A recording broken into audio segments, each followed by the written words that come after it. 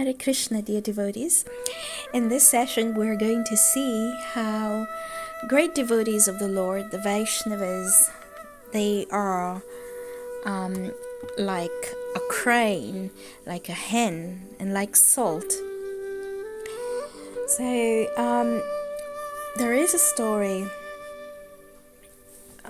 where we can understand how a devotee is a crane, hen, and a salt. How a devotee is similar to all of these. So there was a devotee of Lord Vishnu called Parashar Bhatt, who lived in Sri Rangam. One day, one of his disciples sought enlightenment. He asked, so one of those disciples of Parashara Bhatt asked, "My revered Guru, what are the signs of a true devotee or a lover of God?" So upon hearing this, Parashara Bhatt directed his disciple to a great Acharya, Ananta Acharya, who was a disciple of Ramanuja Acharya. So Parashara Bhatt told his disciple, "Go to Ananta Acharya. He is very knowledgeable and he can answer this question."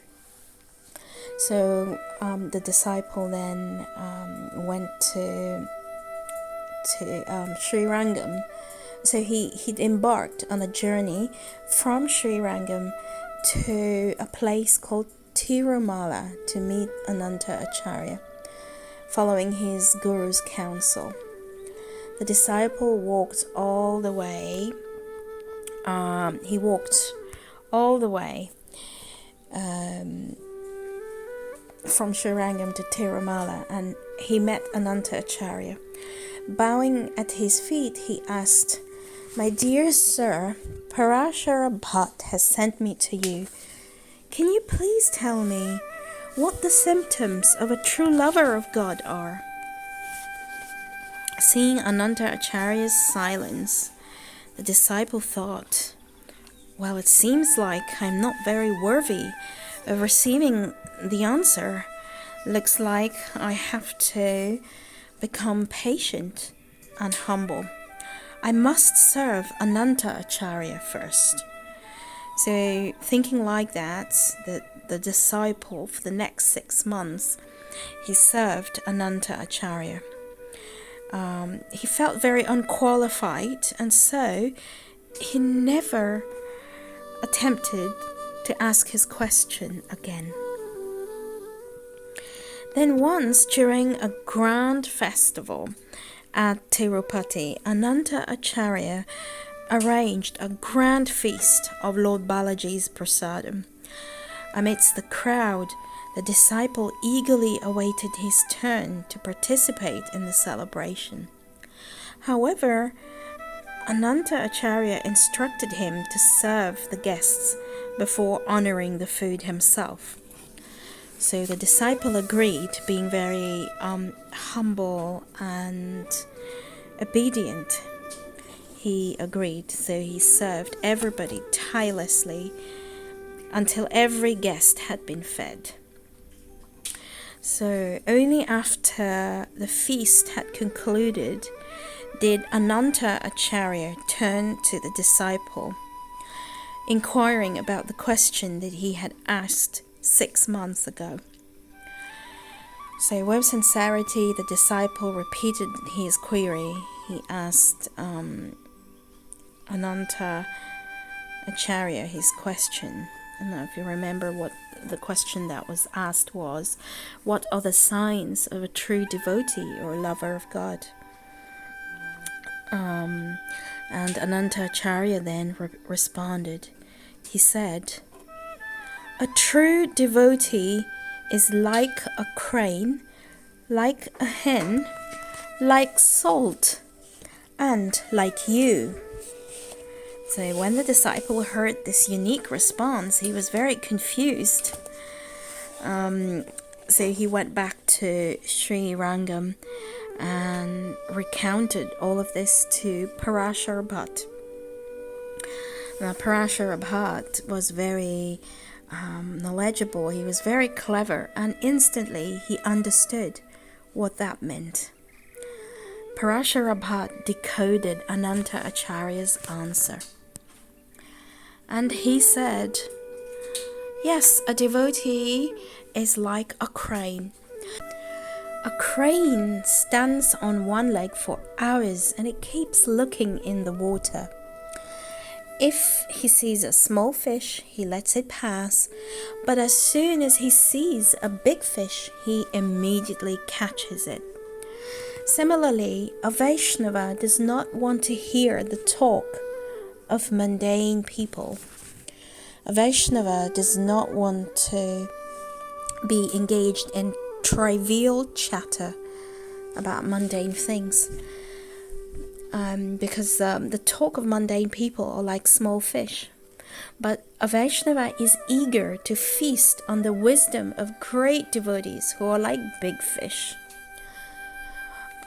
Also, a crane's color is white, which is the symbol for purity, for pure goodness.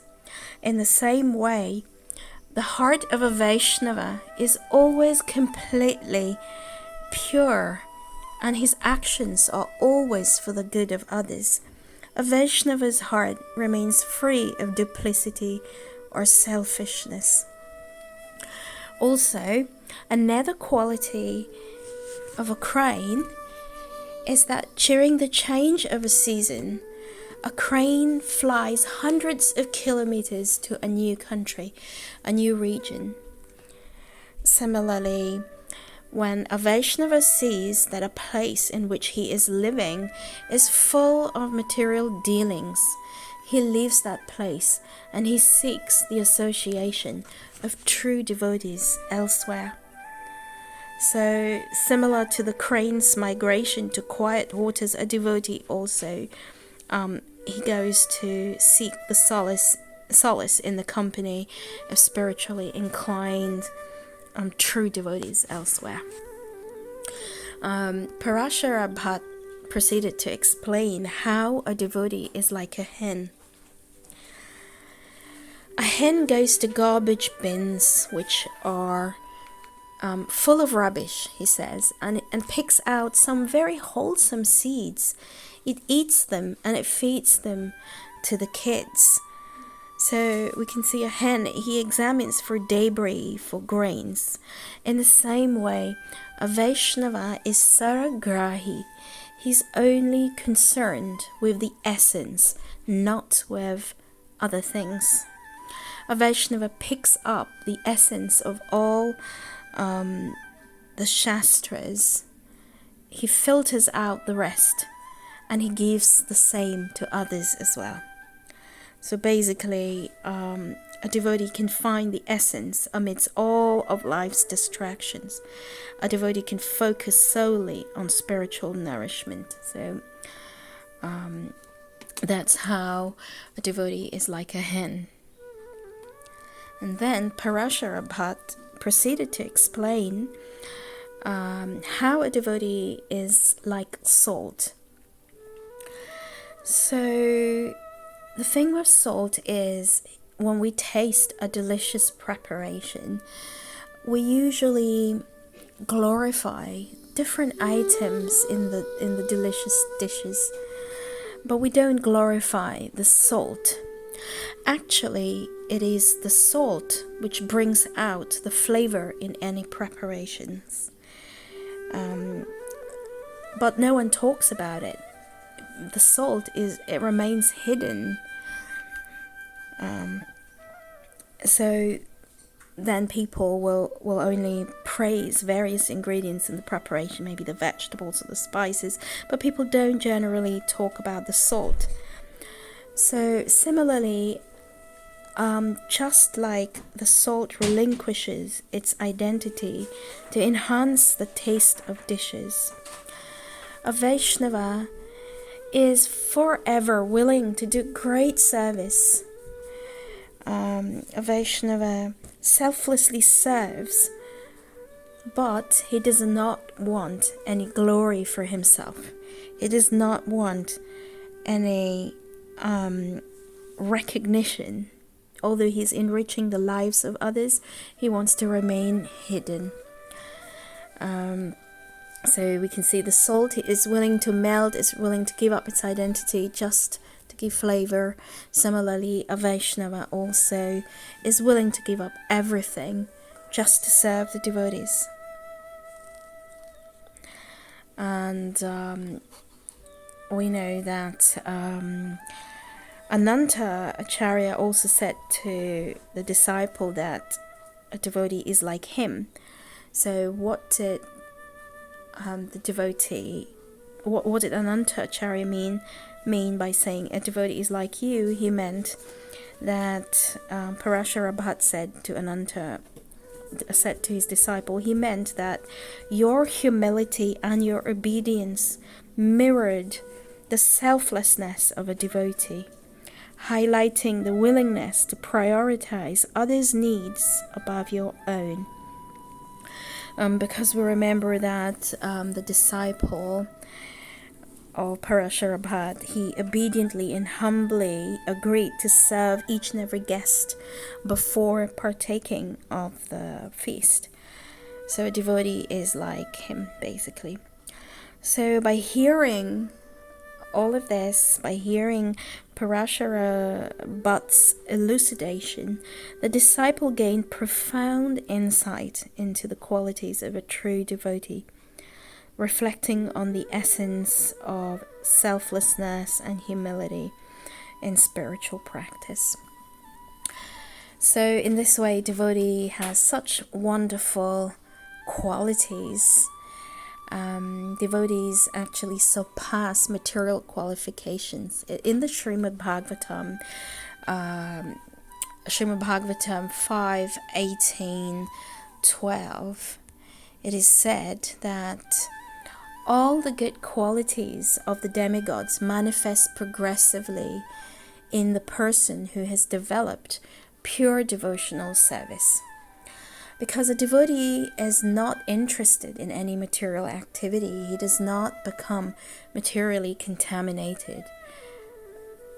And so in the scriptures explain that maybe while a non-devotee may possess some materially good qualities, they have no lasting spiritual value on their own.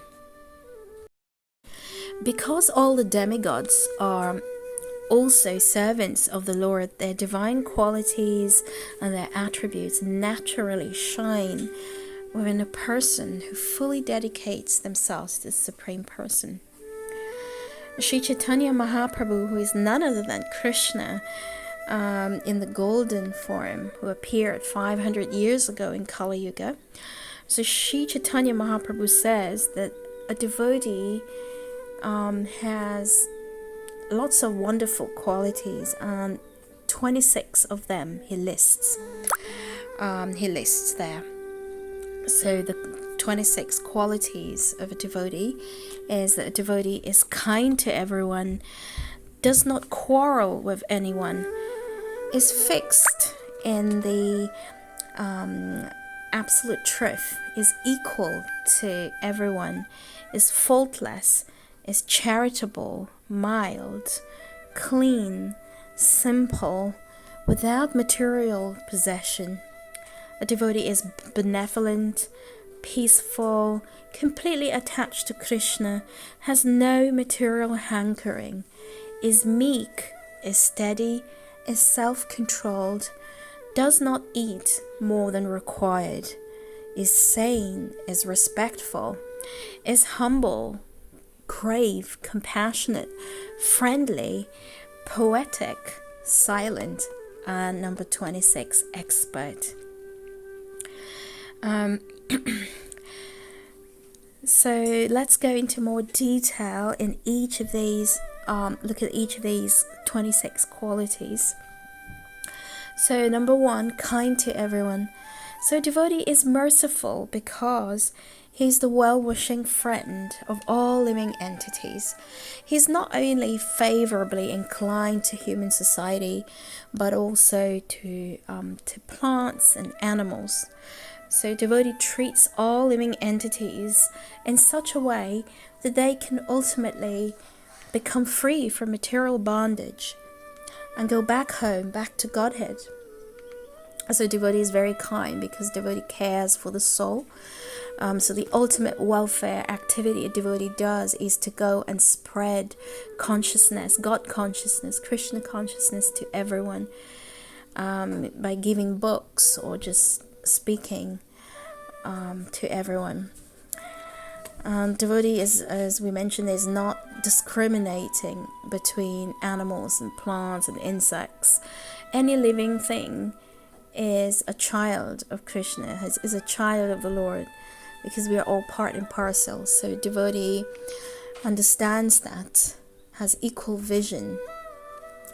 Number 2, humble, does not quarrel with anyone. So to be humble means we're not hankering to be worshipped by others. We're not hankering for recognition or praise. And so humility should not be artificial, but it should be honest, it should be deep, and it should be natural.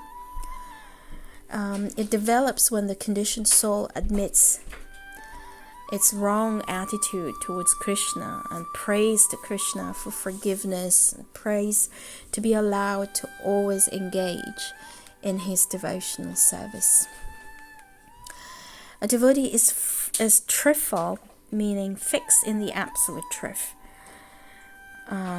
So a disciple of will keep the vow, will take vows to follow regulative principles, and will chant on the japa beads. So a devotee takes a vow and so keeps his vow and does not perform any illegal activities. A devotee acts always in Krishna's interest, not in his own interest, in order to remain fixed in the absolute truth. Number 4, devotee is equal to everyone. So we mentioned already that a devotee sees the soul and the super soul in everyone's heart. And so a devotee treats every living entity according to its position and in a way that is most beneficial for its spiritual progress. A devotee is faultless. Faultless means in words, in deeds, and in mind, the devotee is always surrendered to Krishna and executes Krishna's desire to the best of his ability. That devotee is considered to be faultless. Devotee is charitable. A devotee is charitable because he knows that love for Krishna is the best, and he distributes it without selfish motives. His charity has no limits. Just like the happiness someone experiences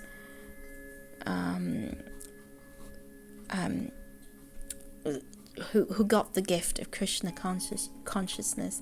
So devotee is charitable. The highest charity, as we mentioned, the highest welfare is to distribute books, distribute Krishna consciousness to others. A devotee is mild. So what that means is a devotee always remains peaceful because he's satisfied with Krishna consciousness. A devotee will avoid illusory materialistic happiness, and he's spared from the suffering which is bound to it. A devotee is clean or pure because a devotee is always chanting the Hare Krishna Maha Mantra, which purifies the heart. So the devotee is clean, and externally as well, a devotee takes showers throughout the day whenever there is any source of contamination. So after going to the toilet, for example, a devotee keeps their body clean, their mind clean, and their soul clean. This Krishna consciousness movement is meant for purifying the world. in a revolutionary way by hygienic external principles as well as internally by chanting the Hare Krishna Maha Mantra. Number 9, a devotee is simple without material possession. So devotee has the highest realization, which is to see everything as Krishna's property. So everything material is seen as entrusted by Krishna to take care of. So a sincere devotee is not only satisfied to see everything as Krishna's property, but a devotee also engages everything in a proper way in Krishna's service. So when we say without material possession, it doesn't mean that a devotee will live in a forest without proper clothes or a proper dwelling, or renounces all technological gadgets. It doesn't mean that. It means that a devotee will use the material possessions but in Krishna's service. So as such, devotee is not attached to these material things and does not regard himself as the proprietor. Number 10, we said a devotee is benevolent. So Krishna consciousness, it affects the heart of every living entity. The welfare work of a devotee is not restricted to a particular species, a specific race, but it's for the benefit of all living entities. The Krishna consciousness is given away to everyone and anyone, to all walks of life. Number 11, a devotee is peaceful. Peaceful means it doesn't mean to be physically maintaining some idyllic peace, but it means to experience real peace in one's relationship with Krishna. A person who has realized there's nothing beyond Krishna can achieve real peace and fearlessness. Also, devotee is peaceful because he's fearless. He doesn't have to worry because he knows he's in good hands and Krishna is taking care of him. So when you're fearless, you can be peaceful in your life. When you know that somebody's taking care of you and you feel secure, you're peaceful. When you understand that happiness and distress, as Krishna says in the Gita, are due to sense perception, that happiness and distress, they come and go like the seasons, and that we should remain sober, just focus on devotional service to Krishna. A devotee automatically becomes peaceful. A devotee is completely attached to Krishna. So devotion to Krishna is not a sentimental or whimsical thing, but it is authorized by the scriptures and it is scientific. By practicing devotional service, we can learn to surrender properly. Complete surrender to Krishna is the goal of every devotee, because he wants to become free from material desires in order to serve Krishna more and more. And so complete surrender to Krishna is the most important of all qualities to be developed. A devotee is desireless. Number 13. When one is fully engaged in devotional service, one realizes that all one's desires are satisfied. Thus one does not have any material desire anymore. The only desire a devotee will have is to serve Guru and Krishna. So becoming desireless, becoming unattached to material possessions is not possible to achieve by superficially trying to restrict the desires. It is something that automatically manifests in the devotee when they take up sincerely, they take up devotional service to Krishna. Number 14, a devotee is indifferent towards material possessions. So what that means is he does not become attached to material possessions or dependent on them. As I mentioned, similar to one of the points, a devotee uses things in Krishna's service. He may serve Krishna with millions of dollars by opening temples, printing books, etc. However, he's also satisfied when he does not have any material assets, and he simply chants Hare Krishna. So the joy of every devotee is not in material possessions. The joy, the happiness is in serving Krishna, reciprocating, loving exchange with Krishna. So a devotee is not attached to material possessions. Number 15, a devotee is steady, is fixed. So the realizations of a devotee, they're so profound that the devotee's dedication to his spiritual master and Krishna cannot be influenced anymore by temptations, by suffering, or some other philosophies that are being put forward. A devotee is, because of the faith that a devotee has in Krishna, he is fixed in his devotional activities, and he is free from distractions, even if he gets bad advice from others, or people may try to tempt a devotee to come and enjoy in the pub, for example, with them. A devotee is so fixed in his in the service of the lotus feet of Krishna that he can resist these temptations. Number 16, a devotee is self-controlled. So there are 6 bad qualities, namely lust, anger, greed, illusion, madness, and envy. A pure devotee controls these bad qualities by engaging in Krishna's service. These qualities cannot be left behind in an artificial way. They can be, however, easily counteracted with transcendental knowledge and transcendental taste arising from one's devotional service. So the only way one can give up these bad qualities is by engaging, by acquiring transcendental knowledge, reading the Bhagavad Gita, the Srimad Bhagavatam, and also from getting a taste for serving Krishna by bhakti. Number 17, a devotee does not eat more than required. Now we know that Krishna in the Bhagavad Gita explains that a true yogi is one who to be a yogi, you should not eat too much, or you should not eat too little. So this means we eat only as much as we can digest. And according to Ayurvedic science, one's stomach should be filled with half of our stomach should be food, and 1/4 should be water, 1/4 should be air. So we should not eat more than required. If we eat too much, we'll become lethargic and lazy, and we have all kinds of health problems, which means we cannot serve Krishna as well as we are able to if we have a fit body.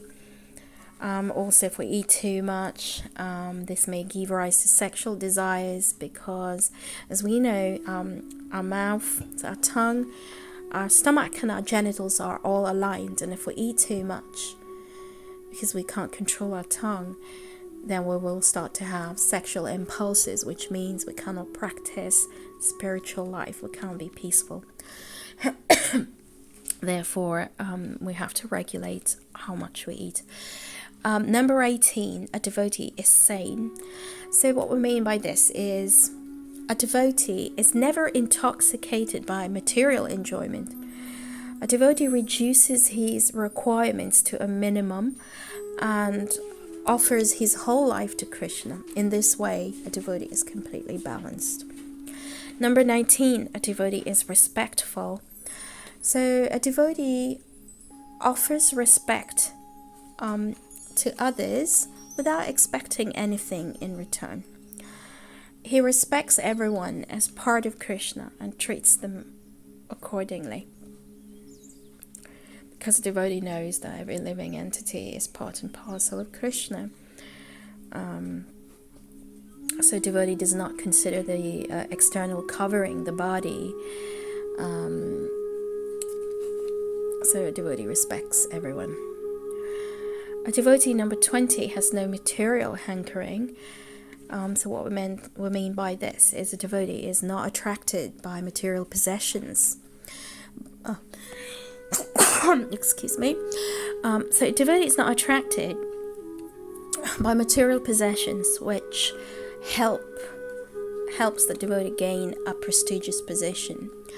He sees everything attractive in this world as a reflection of Krishna, who is the all-attractive cause of all causes. Number 21, a devotee is grave. So a devotee may have a happy life in Krishna consciousness, but a devotee never forgets that the material existence can be finished at any time.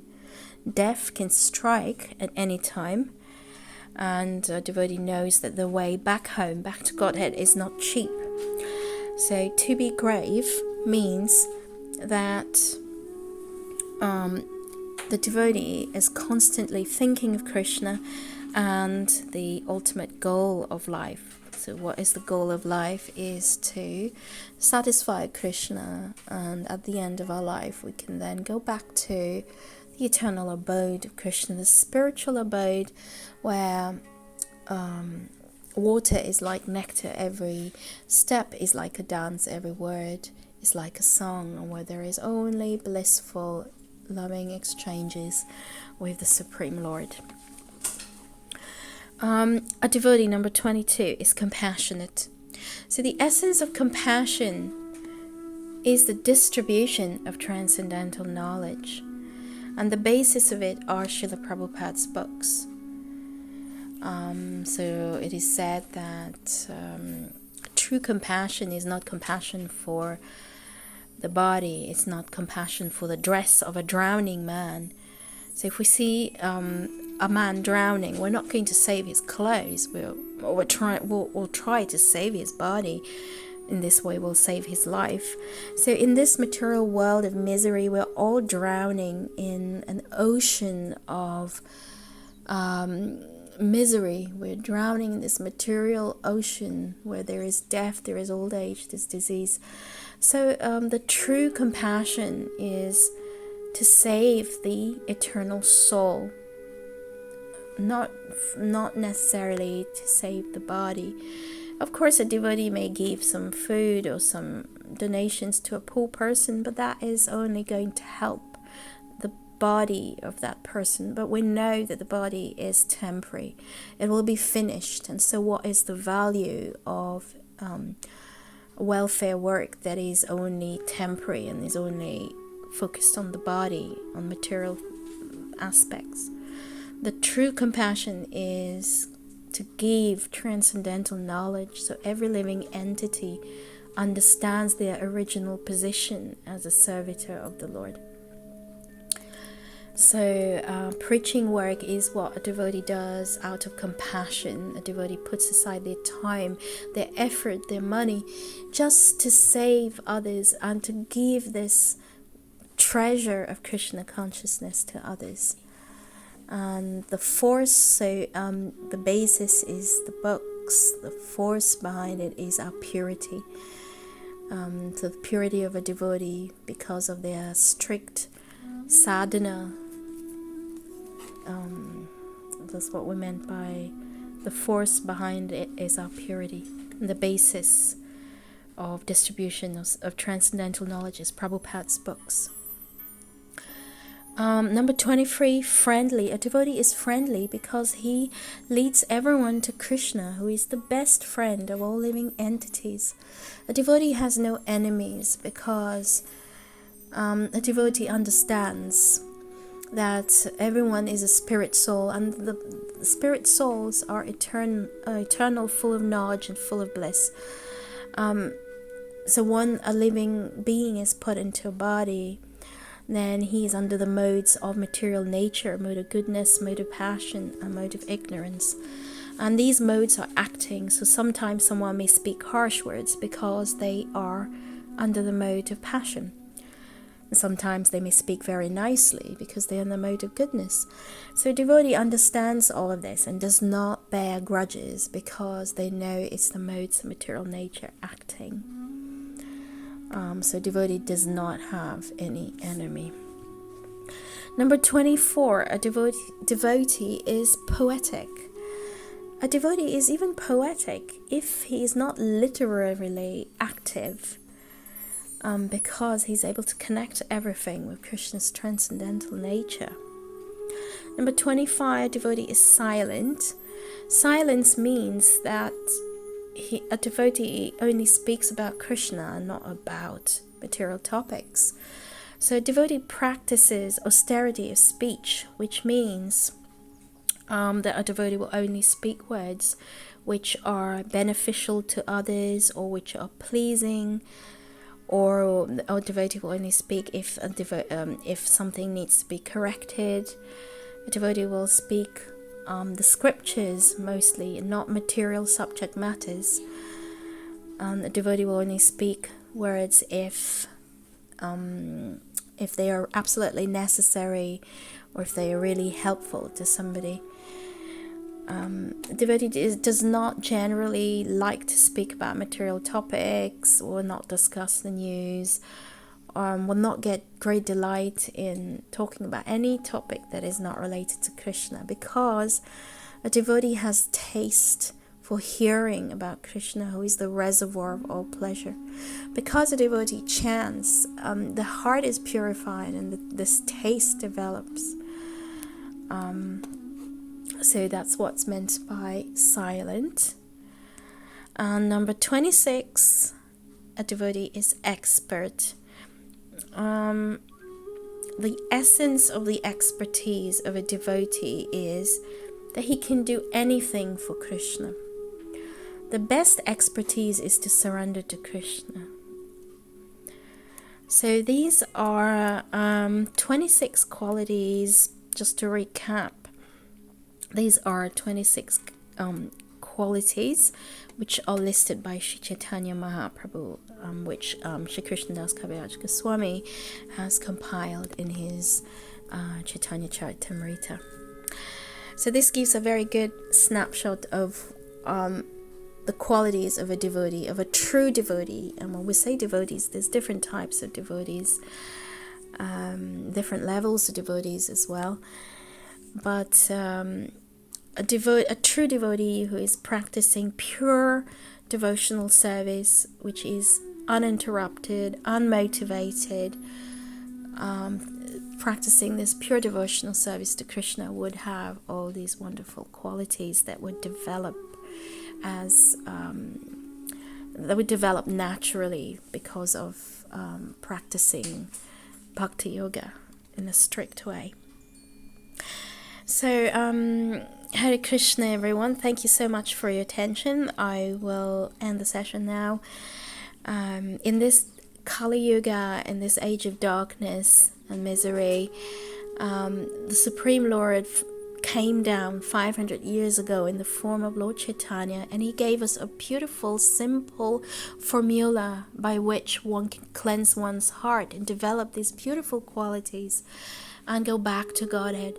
And it's the Maha Mantra, the Hare Krishna Maha Mantra, which goes Hare Krishna, Krishna Krishna, Hare Hare, Hare Ram, Ram Ram, Hare Hare. Simply by chanting this mantra, one can burn all of one's previous sinful activities. One can cleanse one's heart of all misgivings, and one can feel peaceful and happy and connected with Krishna. So let us all chant and purify ourselves and develop these wonderful qualities. Jai Shri Shri Gaura Nitai, Jai Srila Prabhupada.